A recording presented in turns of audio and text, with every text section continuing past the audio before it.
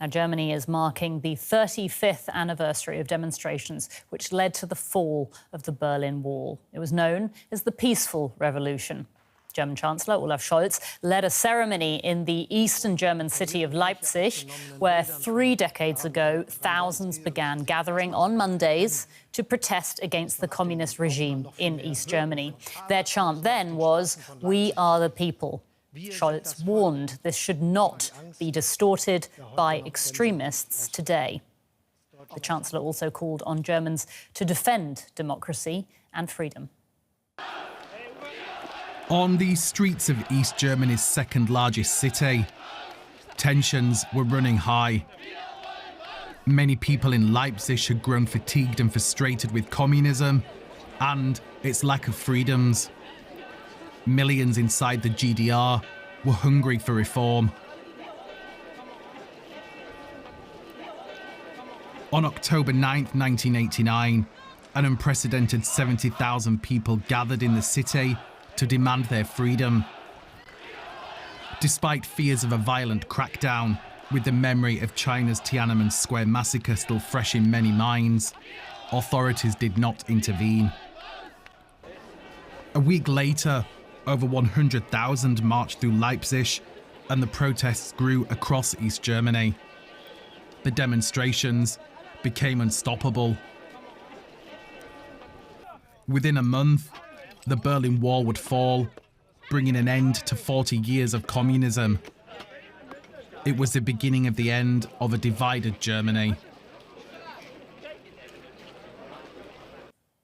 Hans Brandt is in Leipzig covering today's commemoration ceremony for us. So, Hans, 35 years later, tell us how people are marking the peaceful revolution today.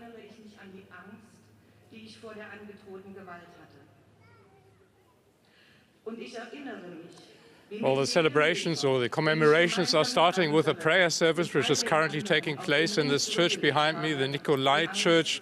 This was the one where the gathering started as prayer services many years ago in the 80s, several years before these big demonstrations took place, and they moved from out of this church onto the streets and then eventually led to these huge demonstrations that effectively brought down communist East Germany. Later today there will be a lighting of candles and light installations because these demonstrations in fact took place in darkness and were very badly lit, as it were. So this has turned into a festival of light nowadays.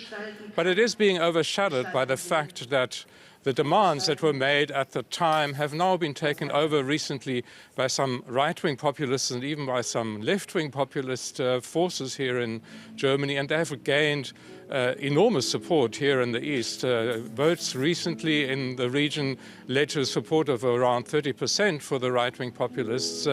And the worry is that what was achieved through this peaceful revolution 35 years ago, in some sense is now being put in question again, as some not small section of society today feels that they need to protest in a similar manner against the current government in Germany. The German Chancellor Olaf Scholz made an address earlier, didn't he? Did he talk about any of the issues that you just mentioned during his speech?